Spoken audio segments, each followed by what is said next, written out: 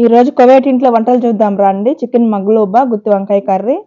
Chicken మగ్లూబాకు ఇలా vegetable cut చేసుకోవాలి అన్ని రౌండ్గా, వంకాయ, క్యారెట్, ఉల్లగడ్డ.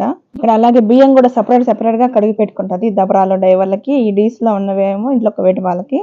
ఇలా అయితే కడిగి పక్కన పెట్టుకున్న తర్వాత వెజిటేబుల్ అన్ని ఇలా ఆయిల్లో బ్రౌన్ కలర్ వచ్చేంత వరకు ఇలా వేయించి పక్కన పెట్టుకునింది. ఇక్కడ అలాగే చికెన్ కూడా ఒక్కోటి 4 ముక్కల కింద కట్ చేసి ఇలా ఆయిల్లో బ్రౌన్ కలర్ వచ్చేంత వరకు వేయించుకునింది. అన్ని ఇలా ఒక దబరాలో వేసి ఉడికించుకున్న తర్వాత అందులో బియ్యం వేసి మూత పెట్టేయాలి. ఈలోగా నా గుత్తి వంకాయ కర్రీ ఇలా ఆయిల్లో బాగా మసాలా వంకాయలన్నీ ఇలా వేగనీయాలి. నా కర్రీ అయితే రెడీ అయిపోయింది. అలాగే కువైట్ వాళ్ళ అన్నం కూడా రెడీ అయిపోయింది. ఈ విధంగా అయితే వచ్చింది.